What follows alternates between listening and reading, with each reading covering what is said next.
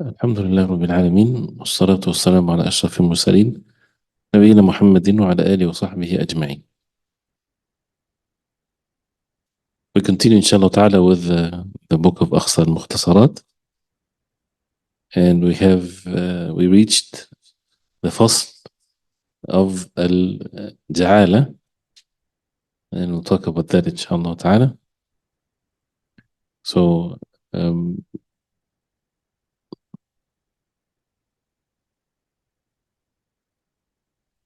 so the first sentence, as if for those who are following, it says وَيَجُوزُ جَعْلُ شَيْءٍ مَعْلُومٍ لمن يعمل عملا ولو مجهولا. So جعل, that means to make, but al-ja'ala, this is basically the title of it, which is one of the forms of al-ijara, one of the forms of hiring someone to do something for you. And we talked about al-ijara before, when there was two types of ijara, two kinds of ijara. There was the ijara of al-ayan, the items, and there is the ijara of the individuals. So when you hire someone to work for you, al-ja'ala is one of the types of al-ijara, but it's different than ijara. It's different than ijara. That's why it's a separate subject here. And as we will see some of the differences there mentioned briefly, inshallah, in this chapter. So what is the definition of al-ja'ala? And it's to be said like this: al-ja'ala or al-ju'ala, or even it's correct to say al-ji'ala. So all of the three vowels are valid to be said when you say the word al-ja'ala, but it's more among the fuqaha is to say al-ja'ala with a fath, al-ja'ala. And al-ja'ala comes from al-ju'al or al-ja'al, or ja'ala shay'an, when you make something, basically. So as we will see, inshallah ta'ala, is, it's a contract between two people. There's money involved, but with specific, rules to it. So he says, وَيَجُوزُ. Inshallah, we'll read first the first sentence, and then we'll talk more about what is exactly al-ja'ala is. He says, وَيَجُوزُ جَعْلُ شَيْءٍ مَعْلُومٍ لِمَنْ يَعْمَلَ عَمَلًا وَلَوْ مَجْهُولًا كَرَدِّ عَبْدٍ وَلُقَطَةٍ وَبِنَاءِ حَائِطٍ. وَيَجُوزُ, that means it's permissible. So this is عقد جائز, not عقد لازم. So this is a contract that is جائز, permissible from both sides. That means it's not binding. There's ease in it. And he says وَيَجُوزُ جَعْلُ شَيْءٍ مَعْلُومٍ. It's permissible to make something or to give something which is ma'loom, something that is known, which is basically the price or the stipend or whatever person that he would give someone a form of money or reward. لمن يعمل عملا ولو مجهولا.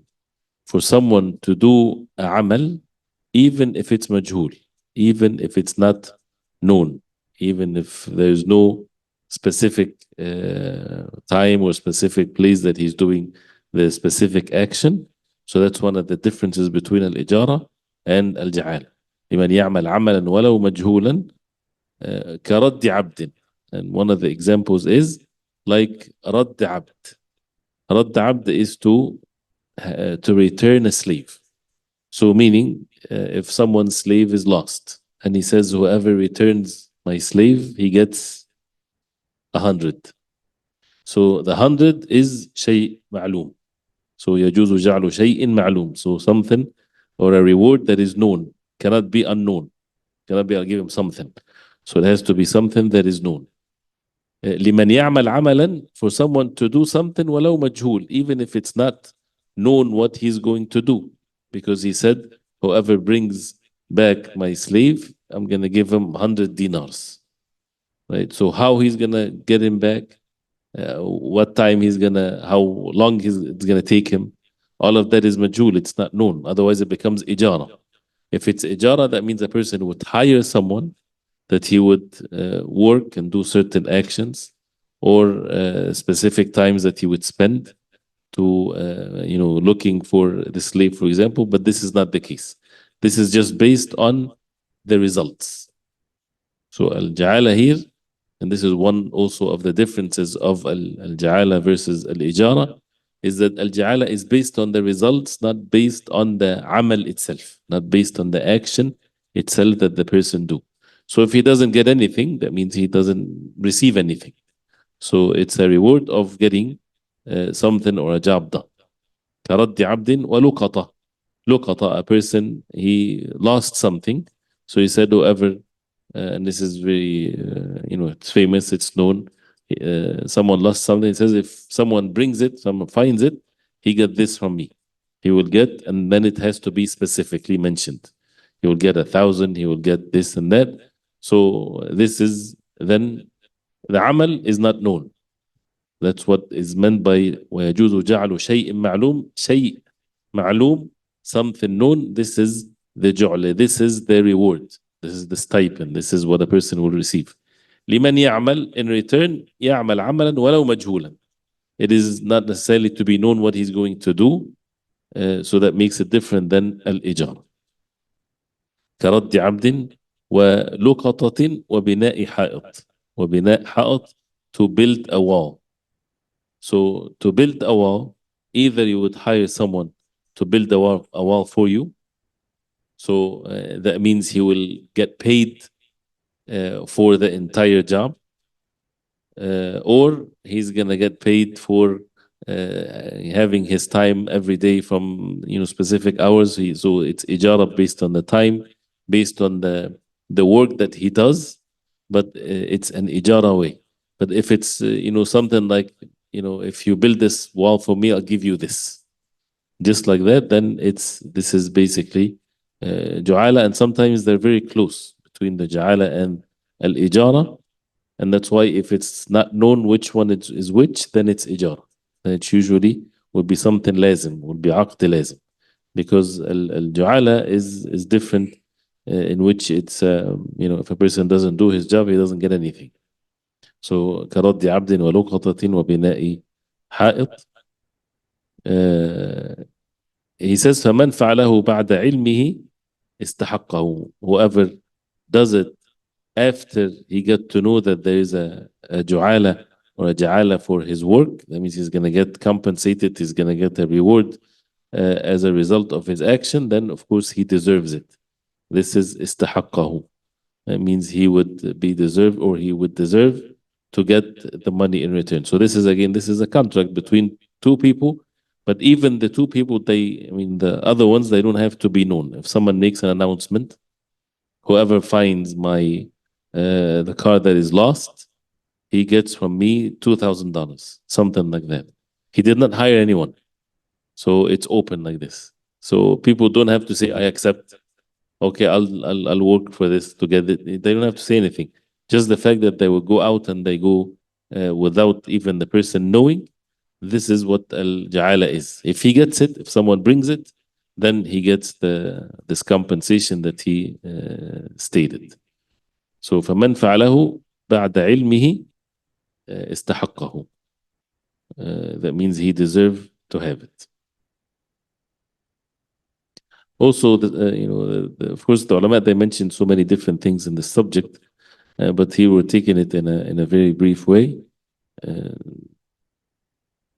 So again, to make it clear that al-ja'ala from al-ju'al is when someone is given something in reward as a compensation for an action that he did, whether it's known or whether it's not known, whether it's for a time period that is specified or it's not, it doesn't matter. So, but then they have to know exactly what they're going to get in return. So here, فَمَنْ فَعْلَهُ بَعْدَ عِلْمِهِ استحقه. Whoever does it, meaning al-ja'ala, that means he would deserve to have it. And this is, of course, there is even in Surah Yusuf, as the ulama, they mention, وَلِمَنْ جَاءَ بِهِ حِمْلُ بَعِيرٍ وَأَنَا بِهِ زَعِيمٌ. That when the sawa' of the Malik was lost, so he said, وَلِمَنْ جَاءَ بِهِ حِمْلُ بَعِيرٍ, whoever gets it. And also when the Prophet ﷺ, some of the companions, when they were traveling and someone that got bit with from something, and they made ruqya and they were given money. Right? So the Prophet ﷺ approved that for them. So this is part of the ju'ala, because of what they've done. So they were given the ju'ala as a result of that. So he says, وَلِكُلٍّ فَسْخُهَا وَلِكُلٍّ فَسْخُهَا. So each one of them from the both sides of the contract, they have the rights to break the contract. So وَلِكُلٍّ فَسْخُهَا. But then there's details to this. Because again, this is عقد that is not lazim, it's not binding. فَمِنْ عَامِلٍ لَا شَيْءَ لَهُ. If the عامل is if the one that is going to act and work, there's nothing for him. If he's the one that broke this contract, or he, said, I'm not going to look for it, or he looked for it and he didn't find it, there's nothing for him because it was not ijara. He was not hired for specific hours or something of that nature. So, and he is the one that broke this deal, and he did not do the action that, as a result of that, he would get the reward for it, because it's based on the results, not based on the action itself.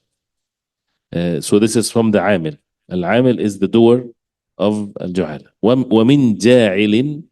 الجاعل is the one that initiated the contract of الجعالة. ومن جاعل لعامل أجرة عمله. So if the one that announced that whoever finds his stolen car, he will get $2,000, for example. If he wants to break this ja'ala, someone, doesn't, I mean, this one might not be very clear because people are not known. But if people did something, if someone, even with a known way of doing things, he told them, okay, I'm going to go this place, I'm going to travel to this place, and he approved of it. Yes, go ahead and do it, and things of this. And then he, took this back, or he broke this covenant or this contract. Then لعامل أجرة عمله. العامل, then in that case, he get the compensation of what he did as action. But this is more clear if it's in doing something like building a wall or something like this. And the owner or the al-ja'il, he says, no, I don't want to continue. Then and that person already started working on it. So he get the right to get in return a compensation of what he done accordingly, because he did some action. And the one that is breaking the contract is al-ja'il. Right? وَمِنْ جَاعِلٍ لِعَامِلٍ أُجْرَةُ عَمَلِهِ. And then وَإِنْ عَمِلَ غَيْرُ مُعَدٍّ لأخذ أجرة لغيره عملا بلا جعل أو معد بلا إذن فلا شيء له. وإن عمل غير معد لأخذ أجرة أو أجرة لغيره عملا. That means if a person worked in someone else's property without the permission of the owner. So for someone, for example, carry things for people, and he does this for money. So he saw some people are unloading a truck, for example. So he went and he started carrying things with them like that, without having any form of a deal or anything like this. Then should he have anything entitled that they have to give him anything? No. So in عمل غير معد لأخذ أجرة. So that means he's not prepared to take any ujra or any compensation for this. He did that for someone else. عملا بلا جعل. The man did not say, whoever unload this truck for me, I'm going to give each one whatever money. No, so he did not say that. But the man just helped everyone, and he said at the end, I deserve that you give me some money. There was no deal in this matter, so that he does not deserve anything. أو معد بلا إثم. So whether it's بلا جعل, that means there was no جعل, there was no compensation being specified in this, or بلا إثم, or maybe there was جعل, but he did not have the permission to do it. Right? So if the جعل can be done with permission, whoever carries for him these things, he will get money, but he needs to get permission first. He needs to seek permission first. He needs to see him first. So if he did the work without the permission, then there's nothing for him. فَلَا شَيْءَ لَهُ. And that also depends on what the person would state. if he's offering compensation. So he says إلا, except, there is exceptions here. إلا في تحصيل متاع من بحر أو فلاة. في تحصيل, to attain back متاع, one's belongings. في من بحر أو فلاة. المتاع, that means it's worth money, someone's property, someone he lost something في من بحر in a sea, or فلاة, or in the desert. فله أجر مثله, then he has the compensation, he's entitled for the compensation of the like of him. So someone lost his property or something like that. So someone worked and he went to find it without taking permission. So he deserved to get the compensation of the like of such a job, because now he returned money for him, even though this was not with a permission. So there's now differences in some of the matters of ja'ala here. So someone lost his money, lost his car, for example, and someone returned it. He deserved to have something if he worked, but it has to be with work. If he worked to bring it even without permission, because he returned money for him that was lost.